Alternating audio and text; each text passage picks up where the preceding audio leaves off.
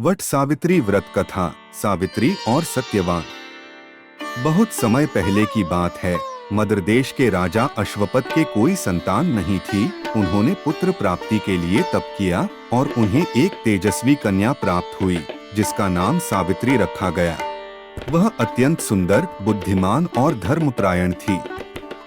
सावित्री विवाह योग्य हुई तो राजा ने उसे स्वयंवर चुनने की आज्ञा दी। यात्रा के दौरान सावित्री को सत्यवान नामक एक युवक से प्रेम हो गया जो एक वनवासी राजा द्यमत्सेन का पुत्र था। सत्यवान बुद्धिमान, परोपकारी और धर्मनिष्ठ था, परंतु उसका जीवन दरिद्रता और वनवास में बीत रहा था। जब नारद मुनि ने बताया कि सत्यवान की मृत्यु 1 वर्ष के भीतर निश्चित है, तब भी सावित्री ने निश्चय किया कि वह सत्यवान से ही विवाह करेगी।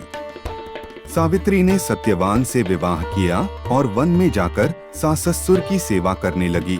उसने हर दिन व्रत और पूजन करना आरंभ किया। सावित्री ने भविष्यवाणी के अनुसार यह जान लिया था कि विवाह के 1 वर्ष बाद ही उसके पति सत्यवान की मृत्यु होगी। अतः उस दिन वह व्रत करके जंगल गई, जहाँ सत्यवान लकड़ियाँ काट रहा था। कुछ ही देर में सत्यवान को तेज सिरदर्द हुआ और वह मूर्छित होकर सावित्री की गोद में गिर पड़ा।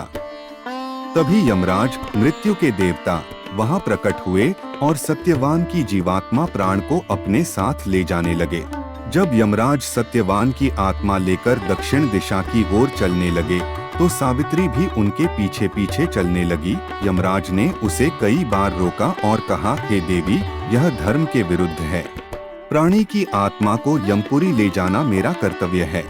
तुम स्त्री होकर इस मार्ग में नहीं चल सकती।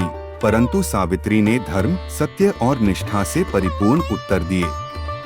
उसने यमराज से कहा कि जब तक उसका पति उससे अलग न हो, वह अपने पतिधर्म का पालन करते हुए साथ चलती रहेगी। सावित्री के ज्ञान, विनम्रता और दृढ़ता से प्रभावित होकर यमराज ने कहा, हे तपस्विनी, मैं तुम्हारे उत्तरों से प्रसन्न हूँ। मांगो, तुम्हें मैं 3 वर देता हूँ, परंतु सत्यवान के जीवन को छोड़कर। सावित्री ने पहला वर मांगा, मेरे ससुर द्युमत्सेन नेत्रहीन हो गए हैं और राज्य से वंचित हैं। कृपा कर उन्हें नेत्र ज्योति और पुनः उनका राज्य प्रदान करें। यमराज, एवं स्तुप तथास्तु, तुम्हारे ससुर की आंखें लौटेंगी और वे पुनः अपने राज्य के स्वामी बनेंगे। दूसरा वर, अपने पिता के लिए कुछ दूर और चलने पर यमराज ने पुनः वर मांगने को कहा।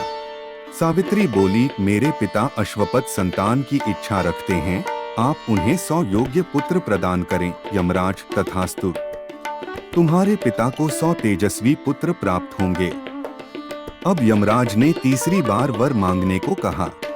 सावित्री ने चतुराई से कहा, मुझे यह वर दीजिए कि मुझे सत्यवान से 100 पुत्र हों। यह सुनकर यमराज क्षण भर मौन रह गए। उन्हें समझ में आ गया कि बिना सत्यवान के जीवित रहने के यह वर कैसे पूर्ण होगा।